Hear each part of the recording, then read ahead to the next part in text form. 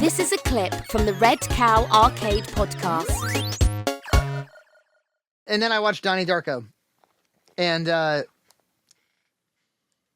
was one of those movies I always avoided because it was, it was of that era of like Requiem for a Dream, Fight Club, the early 2000s pretentious films.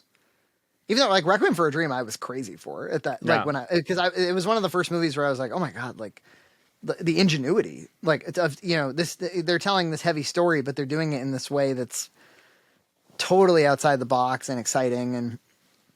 But yeah, so I should, of course Fight Club is a classic. And so I should have known better. I should have been like, don't let public opinion sway you, but it's better. I think it's better sometimes to like let the hype around something completely die, and then you can go enjoy it fresh at the age of 36. Yeah.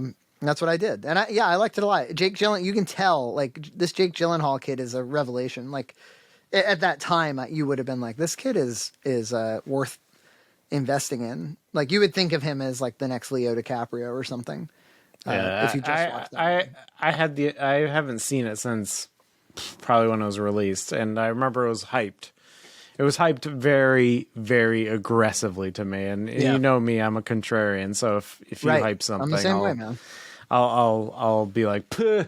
And so, well, the crowd is often wrong. To be fair, yeah. So it came off a little pretentious to me at the time. I haven't seen it since. I did remember Jake Gyllenhaal being very good, and I remember Maggie Gyllenhaal's in it, and yeah, she's really good too, actually. Yeah, it's 2001 pretentious. Yeah, 2001 pretentious is now charming. It's very charming now. Like it's like how you eventually come around to loving your mom's music. You're like, because it's just it's of an era, it's of a culture like. That pretense does not match today's pretense. Yes. So I wonder if I watched it again with my fresh, beautiful dad eyes, maybe I'll it even kind of has like an immature sort of critique of like old stodgy Christianity. It's like, I'm a mopey kid and I go to therapy. Yeah, that's the problem. Is that like, those were all Jesus. Those were all of my friends, so it's like I'm like, more of this shit. It's like... No, totally. I actually, as I was watching it, I was thinking of one friend in particular where I was like, he would have loved to have starred in a film. He would have loved to have been the Jake Gyllenhaal of it all. And I didn't realize Seth Rogen is in that movie. I've mentioned him like 8 times in this podcast, but yeah, he's like Donkey basically Kong an himself. In it. Yeah. Who knew he would go on to be Donkey Kong? And it was interesting as Richard Kelly, the director, by all accounts, I'm sure he was, by all accounts, considered for great things. Like this guy's going to go on to make amazing movies.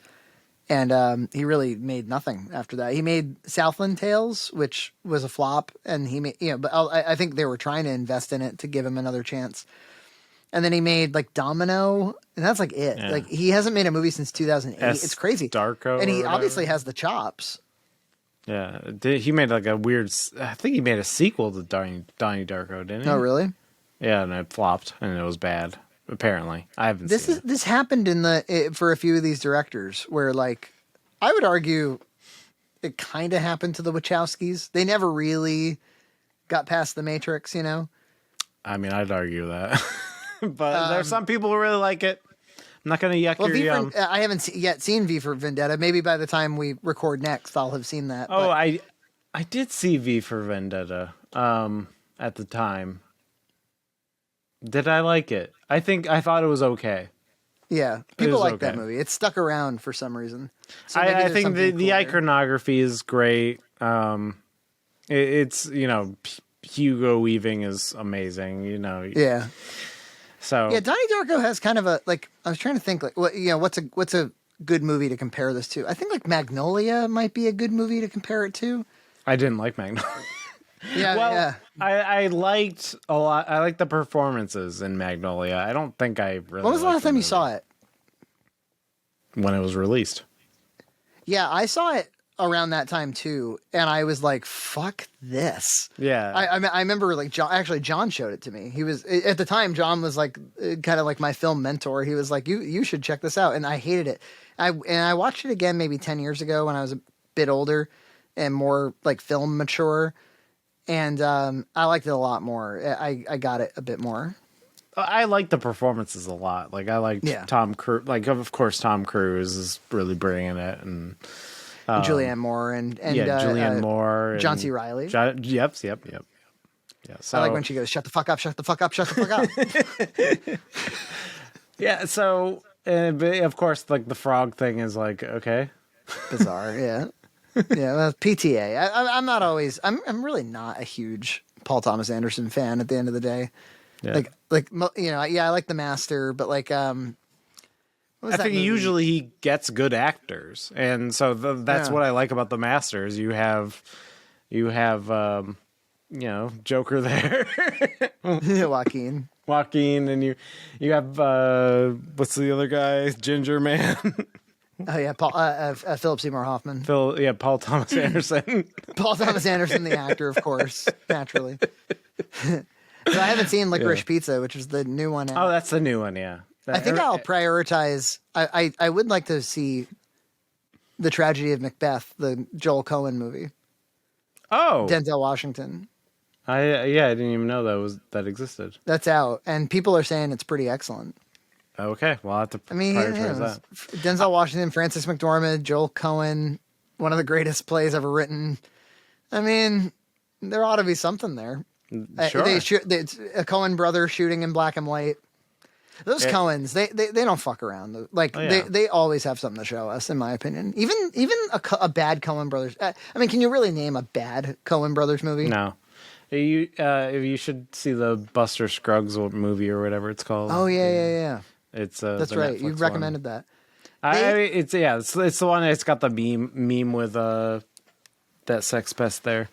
I think they'll go down. They'll go down as some of the true greats, like the ones that like really outlasted themselves, like a Stanley Kubrick level, where they, like I always say with Stanley Kubrick, he was so careful with the way he made his movies, and he cared so much about everything that he made that even if you didn't respond to the material, like I didn't respond to Eyes Wide Shut, like I don't know what I'm watching, but I'm not gonna say Eyes Wide Shut was a bad movie. No, I'm not doing it. You won't be in that position.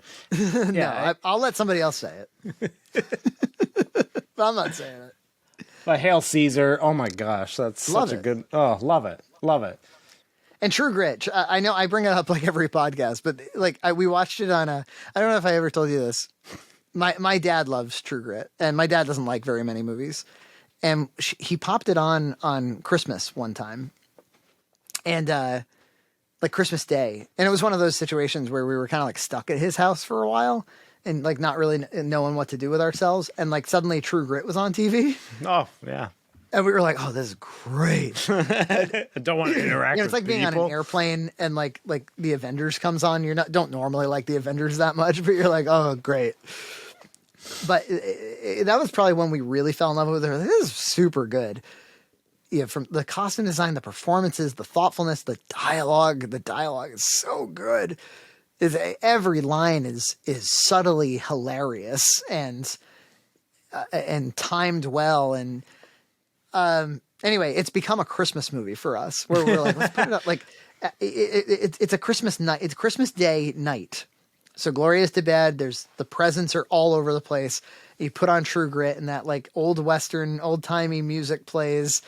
And the Jeff Bridges is just magic in it. And these guys, I don't know what it is about the Coens, why they have such a special touch, but they must just be geniuses. Yeah. They're probably my favorite filmmakers. I think that's fair. And of course, Roger Deakins. Oh yeah. No Country for Old Men, and so good. It's good shit. A lot better than Donnie Darko, but I like Donnie Darko. I recommend it. After all these years, there's what's kind of like the time. There's like a portal with time and kind of escaping your fate, but then you can't escape it, right? It ultimately does. The movie does something. It goes somewhere. It kind of makes a big promise early on, and there's some, there's kind of like a Drew Barrymore plot in it that I'm not sure goes anywhere, but she's still kind of like you can see why she was a movie star. Like she attracts your attention. There's something that's striking about her. Right. She was very prominent in that era. Yeah, totally. Of course, on that topic, there's too much shit comes out, man. How am I supposed to go back and watch my 2001 movies with all this shit coming out? But Scream 5, I guess, came out. I have not seen Scream 5. I have not seen that, no. It's only in theaters anyway, so who has time for that shit? That's the first way to get me to. I'm going to prioritize anything that came directly to Amazon Prime or whatever. Yeah, HBO Max. Yeah. I wonder if I'm sure the box office, everybody thought movies were back with Spider-Man, and then Omicron hit.